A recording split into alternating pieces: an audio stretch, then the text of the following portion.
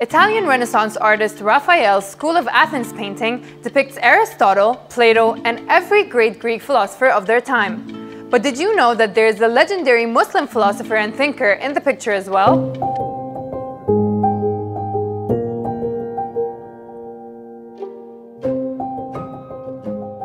Ibnu Rushd memiliki nama lengkap Abul Walid Muhammad bin Ahmad Al-Hafiz bin Muhammad bin Ahmad bin Rushd.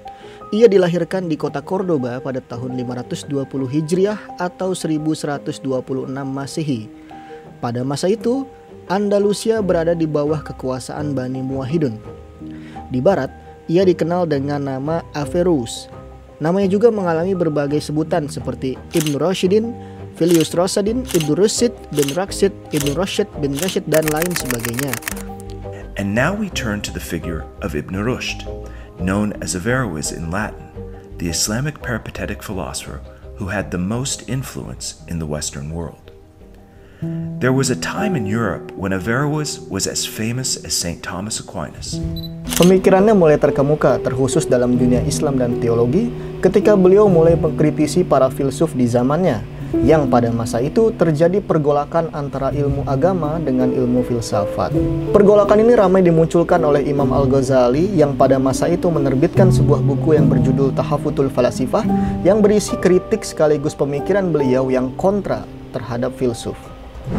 Dalam bukunya Tahafutul Falasifah, ia menegaskan bahwa betapa rendahnya sekelompok orang yang merasa dirinya pandai, menolak mengerjakan ibadah-ibadah yang telah ditetapkan oleh syariat dan melecehkan syiar-syiar agama.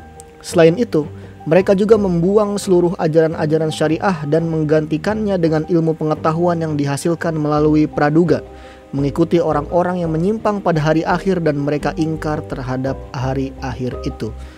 Dari sini, Al-Ghazali mulai mengkaji dan menganalisis filsafat yang berkembang pada masanya.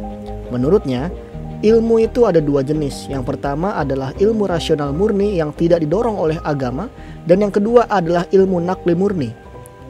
Jenis yang pertama adalah ilmu keduniaan seperti kedokteran, ekonomi, politik, sosial, dan matematika. Adapun jenis kedua ini meliputi ilmu-ilmu agama seperti ilmu tafsir, hadis, tasawuf, dan lain sebagainya. Ia mengatakan bahwa ilmu yang kedua ini adalah ilmu yang direstui oleh Allah Subhanahu wa Ta'ala karena merupakan kehidupan hakiki bagi umat manusia, sehingga ilmu-ilmu lain yang menyertainya harus mengarah pada nilai-nilai agama.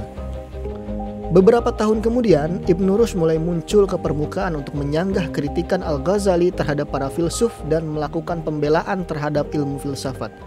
Menurutnya, filsafat digunakan untuk melakukan penalaran terhadap suatu yang ada dan memandangnya sebagai bukti adanya sang pencipta. Segala yang ada atau diciptakan membuktikan bahwa adanya pencipta, sehingga mengetahui ciptaan dapat memberikan petunjuk bahwa ada yang menciptakan. Semakin sempurna seseorang mengetahui tentang penciptaan, semakin sempurna pengetahuannya tentang pencipta. Pada akhirnya dunia belajar bahwa Ibn Rushd merupakan tokoh intelektual muslim yang memberikan pengaruh yang besar bagi dunia barat dan bagi dunia. Semoga kita bisa mengambil hikmah dan manfaat dari kisah beliau. Terima kasih. Wabillahi taufik wal hidayah. Wassalamualaikum warahmatullahi wabarakatuh.